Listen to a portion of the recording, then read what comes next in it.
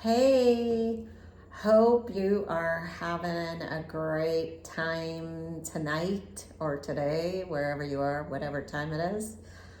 I had a wonderful day. Not every day is great though, but today was really wonderful. As part of my business model with real estate, I like to go and give little things to my clients periodically, and today I got to go see people that, outside of a real estate transaction and just give them something little like a bundt cake, just sweet and yummy, and just make them happy. So, and that brings me happiness. And sometimes you have to do things for other people to get outside of yourself, just to bring joy to someone else brings joy to me. And I think it works for a lot of people to do that. So anyway, today I am starting a new chapter on page 64, and it's called Chrysanthemum Citizen.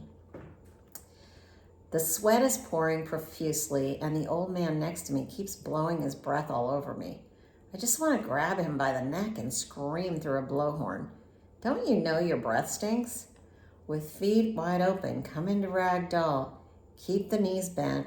Grab the elbows with the opposite hands as you lengthen the spine and bow forward. With your peace fingers, grab the big toes and come up to flat back. Inhale and bow forward and exhale. Make your breath loud and support each other by letting others know you are here through your breath. Monologues Kelly. Oh, believe me, that old guy is definitely here. My wet, old, wrinkled peace fingers want to flip off the old guy, but instead I have to choose peace. Can't get pissed off during yoga. That would be sacrilegious. As I battle in my mind to find peace in the present, I escape to 1972 when the peace sign is as popular as the present-day cell phone. They are on t-shirts, on patches sewn to ripped up old jeans, and on stickers stuck to VW vans. I love the peace sign, and so do most of my fourth grade friends. Big stickers of peace signs and McGovern cover my sea blue notebook. Who the hell is McGovern? The pride of placing my hand on my heart while doing the Pledge of Allegiance to a country I love was my favorite part of the day.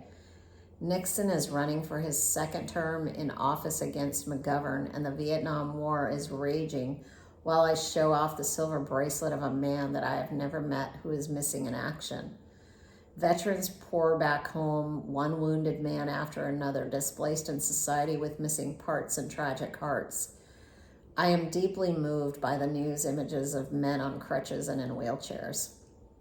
As paradoxical as it may seem, this was the year this little dark child living with white folks became a true American patriot. It is an early morning wake-up call from Mama D, who chirps songs like that of a spring robin outside my window. Her whistling is incessant, and her Susie Sunshine routine has become monotonous every dark, cold, and damp morning. Even on this special morning, I want to hide my head under the covers and tell her to shut up and go away. You will finally be ours, Mama D cheerfully exclaims. The bed squeaks as I roll over and annoyed at her.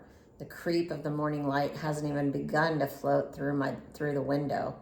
Get up and get your clothes on. We are going to court today, Mama D says.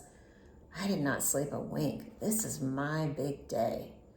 Today I get to miss school and go to the school that my mom works at instead. I'm relieved and excited. I'm going to be the center of attention, which scares the shit out of me. Her class is taking a field trip and going with me to get my citizenship today. I wait until Mama D is gone, and then I get up. My clothes hang on the doorknob as they do every morning. I put on a bright red blouse that frames my face with ruffles and tuck it into my cotton home-sewn skirt. Mama D made this skirt for me, and I am madly in love with the mini red and blue chrysanthemums that cover a navy background. The suede blue clogs that have been a hit with my fourth grade posse of girls slip right on over my knee-high socks. I am confident in this outfit. I glance in the mirror and smile at my patriotic look. I will be an American citizen today. Mama D forcefully brushes my mid-waist length dark brown hair into 2 long ponytails. She finishes it off with a fat, bright red fluffy yarn bow tied at the base of each ponytail. I am officially American with my red, white, and blue and ready for my big day. You are so lucky we adopted you and saved you from that horrible life in India. God knows if you would even be alive today if you lived there, Mama D says while she glances at her face in the mirror. We have our usual breakfast of fresh, warm cow's milk straight from babe's udder and jiggly, sunny-side-up eggs that make gagging a daily morning occurrence. I can't eat, I say. Drink at least 1 swallow of your milk and eat some of your egg.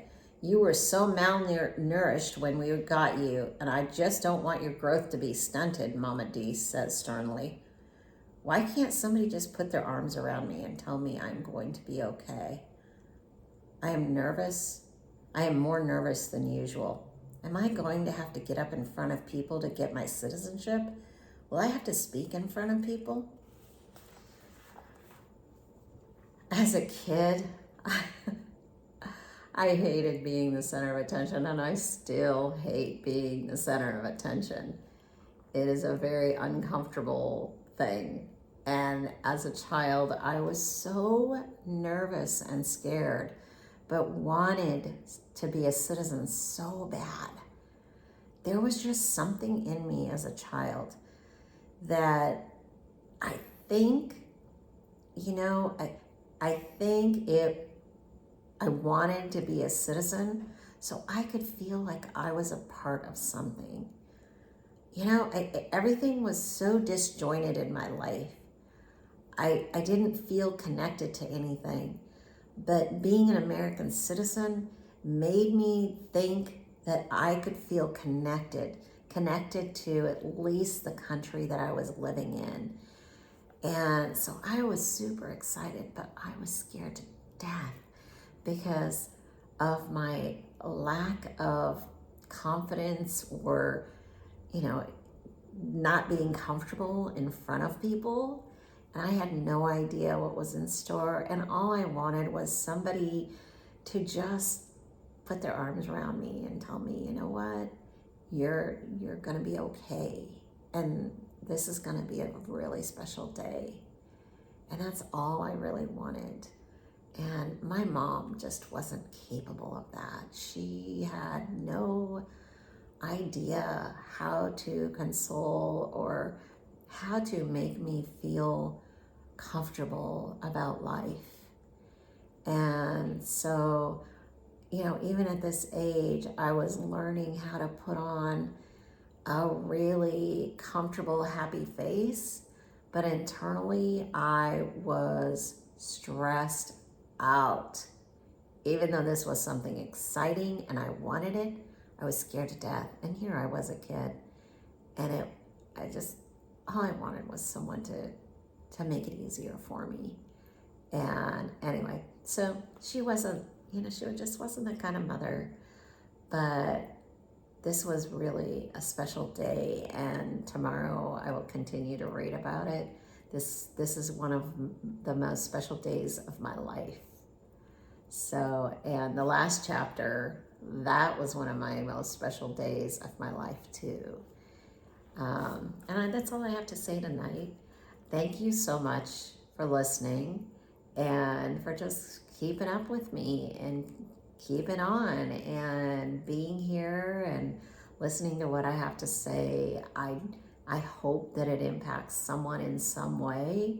Something I say just maybe helps somebody, and that's really why I'm doing this. And thank you again.